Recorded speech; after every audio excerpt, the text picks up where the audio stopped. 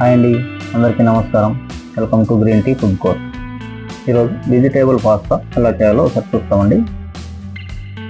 ముందుగా వాటర్ పెట్టుకొని తగినంత సాల్ట్, కొద్దిగా ఆయిల్ వేసిన తర్వాత ఇప్పుడు పాస్తా వేసుకోవాలి వాటర్లోకి. ఒకసారి వాటర్లో బాగా మిక్స్ చేసుకొని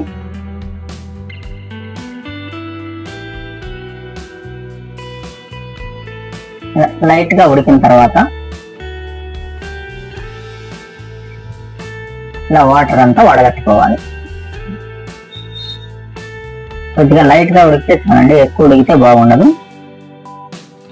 ఇప్పుడు ఇంకో ప్యాన్ పెట్టి ఆయిల్ వేసుకొని, ఆయిల్ వేడైన తర్వాత ఆనియన్స్ కొద్ది కోల్డ్ కలర్ వచ్చిన తర్వాత క్యారెట్, క్యాప్సికమ్ కొద్దిగా,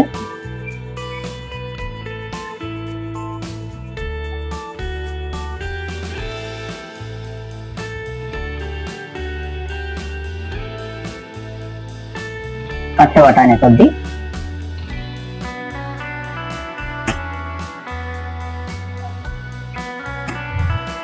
వెజిటేబుల్స్ ఉడికిన తర్వాత ఇప్పుడు టమాటా వేసుకోవాలి.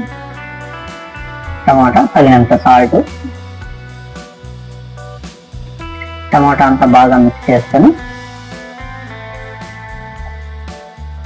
కొద్దిగా పసుపు వేసుకొని, చిల్లీ పౌడర్ కొద్దిగా, గరం మసాలా కొద్దిగా, ధనియాల పొడి and black soya sauce, red chilli paste and టమాటా పచ్చడి కొద్దిగా అన్నీ బాగా మిక్స్ చేసుకొని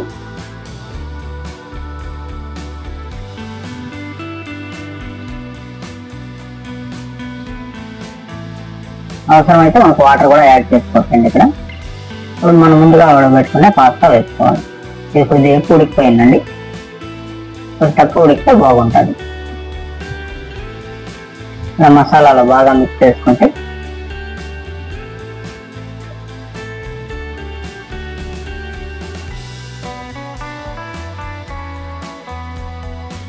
ఇలా బాగా మిక్స్ చేసుకొని కొత్తిమీర చల్లుకొని